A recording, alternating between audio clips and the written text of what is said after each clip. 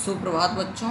विष्णु खरे जी के द्वारा रचित कविता सत्य आप पढ़ रहे हैं और इसमें कुछ अंश जो आपको करा था उसमें हमने आपको बताया था कि एक पौराणिक कथा का संदर्भ लेकर के कवि ने इस कविता की रचना करी है। और अब उसी कविता को हम थोड़ा आगे बढ़ाते हैं। टेक्स्ट देखिए आपके सामने है। यदि हम किसी तरह युधिष्ठिर जैसा संकल्प पा जाते हैं तो एक दिन पता नहीं क्या सोचकर रुक ही जाता है सत्य। तो पहले अंश में आपको बताया गया था कि सत्य जो है ना वो आदमी से भागता रहता है।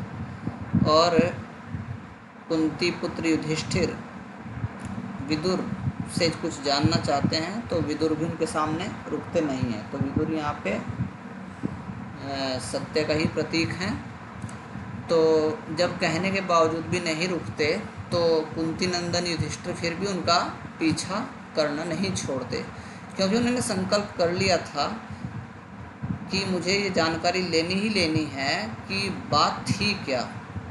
क्यों उन्होंने विदुर जी ने यह जानते हुए भी कि हम सही हैं, पांडव सही हैं, हमारा साथ नहीं दिया और कौरवों का साथ दिया जबकि जानते थे कि वो गलत हैं, तो वो जानना चाहते थे कि वजह क्या थी वो। तो युधिष्ठिर थे संकल्पवान। उन्होंने संकल्प कर लिया था कि मुझे सत्य का पीछा करना ही करना है, चाहे सत्य जहाँ तक जाए मैं इसके पीछे पीछे चलूँगा। तो सत्य का प्रतीक कौन है? विदुर जी हैं। तो एक दिन पता नहीं क्या सोचकर रुक ही जाता है सत्य। जब सत्य भी देख लेता है कि यह आदमी बड़ा संकल्पी है और यह अपने संकल्प से डिगने वाला नहीं है, तो सत्य उस व्यक्ति के लिए प्रतीक्षा कर सकता है। लेकिन पलटकर सिर्फ खड़ा ही रहता है। वह दृढ़ निश्चयी अपनी कहीं और देखती दृष्टि से हमारी आँखों में देखता हुआ अंतिम बार देखता सा लगता है वह हमें, और उसमें से उसी का हल्का सा प्रकाश जैसा आकार समा जाता है हम में।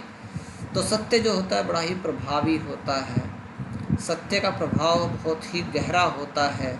तो सत्य का जब हम सामना करते हैं, जब सत्य पलटकर हमारे सामने सीधा खड़ा हो जाता है और दृढ़ निश्चय के साथ खड़ा हो जाता है और सत्य हमारी ओर अपनी दृष्टि घुमा लेता है, तो हमें यह लगने लगता है कि शायद वहाँ से सत्य में से हल्का हल्का सा प्रकाश बाहर आ रहा हो और वो हल्का प्रकाश हमारे अंदर समाता जा रहा हो।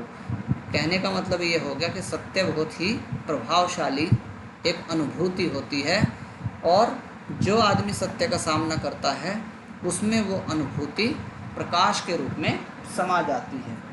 तो बच्चों इसको हम एक बार फिर थोड़ा सा डिटेल में आपको बता दें। इस अंश में कवि कहता है कि सत्य को प्राप्त करने अथवा खोज करने के लिए व्यक्ति में युधिष्ठिर जैसी संकल्प शक्ति होनी चाहिए। सत्य को पाना अत्यंत कठिन है। वह कभी किसी को दिखाई नहीं पड़ता या कभी दिखाई भी पड़ता है तो आँखों से ओझल भी जल्दी ही हो जाता है। सत्य तपस्या के समान है। युधिष्ठिर के जैसे दृढ़ संकल्पों से ही सत्य को पाया जा सकता है। यदि किसी के मन में सत्य को पाने का संकल्प हो तो उसके संकल्प को देखकर सत्य उसके लिए प्रतीक्षा करता है, रुकता है। यह संभव है कि निरंतर सत्य की खोज में लगे हुए व्यक्ति को कहीं सत्य के दर्शन हो सकते हैं, लेकिन वह दृढ़ निश्चयी सत्य जिसने सिर्फ संकल्पवान व्यक्ति को अपने दर्शन देने की दृढ़ता से निश्चय किया हो, सत्यव्रति के पास नहीं आता बल्कि सिर्फ पलटकर खड़ा ही रहता है। सत्य के स्वरूप को देखना संभव ही नहीं है, क्योंकि वह भयंकर होता है, इसलिए वह पलटकर खड़ा हो रहता है एवं अपनी और कहीं और देखती हुई दृष्टि से वह सत्य के प्रति संकल्पित व्यक्ति की ओर देखता ही रहता है। उसकी दृष्टि से ऐसा लगता है मानो वह अंतिम बार सत्यव्रति को देख रहा हो।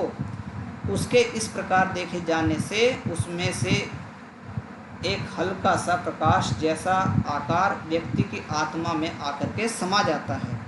सत्य के एक बार देख लेने मात्र से व्यक्ति में एक नवीन ऊर्जा का संचार होता है। तो बच्चों ये हो गया आपका ये अंश, और इसमें विशेष में आप देख सकते हैं सत्य की खोज के लिए युधिष्ठिर जैसा अन्वेषी होना ज़रूरी है।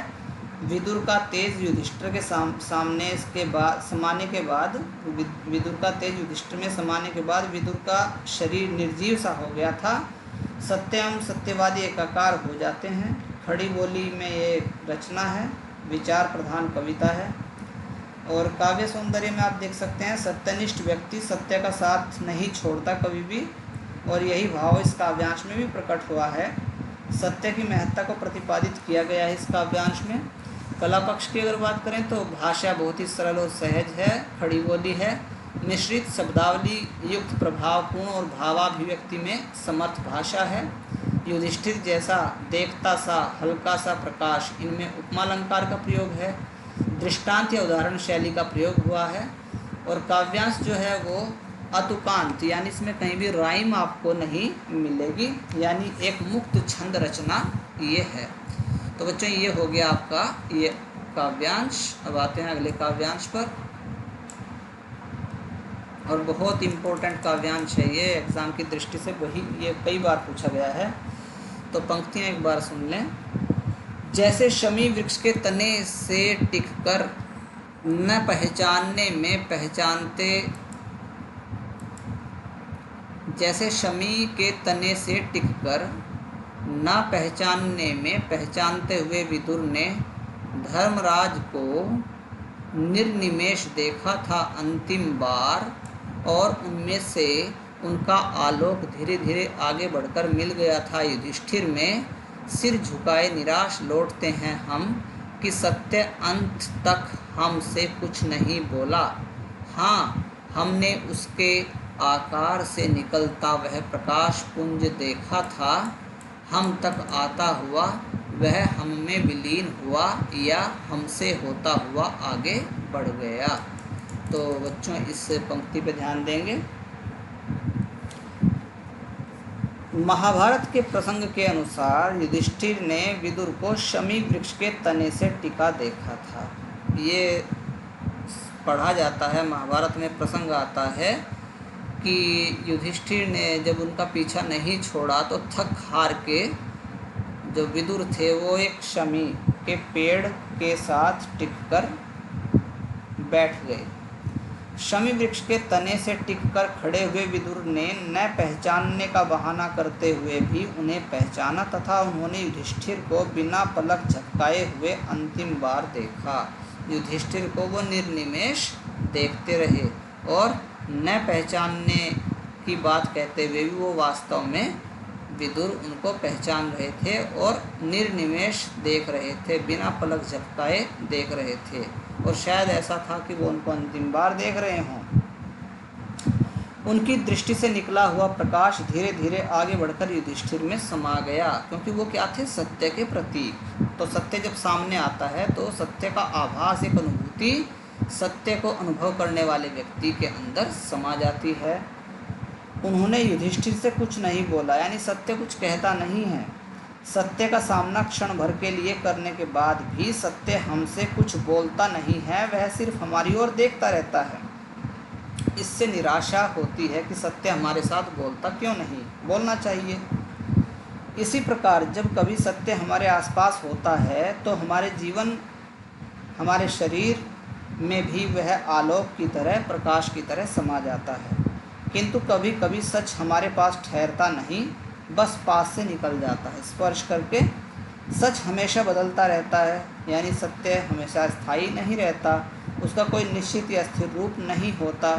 एक व्यक्ति के लिए जो एक समय में सत्य हो सकता है तो ज़रूरी नहीं कि वह दूसरे के लिए भी सत्य हो, दूसरे के लिए वह असत्य हो सकता है। जैसे विदुर ने बिना कुछ कहे अपने तेज को युधिष्ठिर में प्रविष्ट कर लिया था, वैसे ही कभी कभी जाने अनजाने सत्य हमारे अंदर चला जाता है, लेकिन हमें कभी वो दिखता नहीं है। वह हमें अनदेखा कर पास से भी निकल सकता है, हम उसे प्राप्त करने से फिर हम वंचित रह सकते हैं।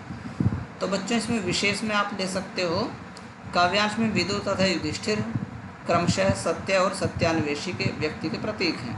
विदुर जो है वो सत्य का प्रतीक है और युधिष्ठिर ऐसे व्यक्ति का प्रतीक है जो सत्य को पाना चाहता है। साहित्यिक खड़ी बोली में मिश्रित शब्दावली का प्रयोग, सत्य को आत्मिक शक्ति के समान माना गया है। सत्य का अपना तेज व प्रकाश पुंज है। आज सत्य को पहचानना कठिन है। सत्य के प्रति संदेह होने के बाद भी वह हमारी आत्मा की आंतरिक शक्ति है। और भाव पक्ष में आप लिख सकते हो, बोलचाल के द्वारा उसके सत्याचरण को जाना जा सकता है व्यक्ति के। कौरवों के पक्षपात करने की विवशता के कारण विदुर सत्य से मुंह मोड़ रहे हैं। और कला पक्ष में आप कह सकते हैं, काव्यांश की भाषा मिश्रित शब्दावली से युक्त सहज और सरल है, भावानुरूप तथा प्रवाहमयी है। उनमें से उनका एवं हमसे होता हुआ आगे इसमें अनुप्रास अलंकार है, धीरे धीरे में पुनरुक्ति प्रकाश अलंकार है, सिर झुकाना एक मुहावरा है, दृश्य बिंब है, कविता अतुकांत यानी छंद मुक्त रचना है। तो ये है बच्चों ये काव्यांश, यहाँ तक आज विराम दे देते हैं। शेष अगले वीडियो में होगा। यहाँ से आपको अगला वीडियो, तो 2 छोटे छोटे काव्यांश हो रह गए हैं, ये अगले वीडियो में आपको मिल जाएंगे। ठीक है बच्चों, धन्यवाद। पढ़ाई करते रहना अपनी।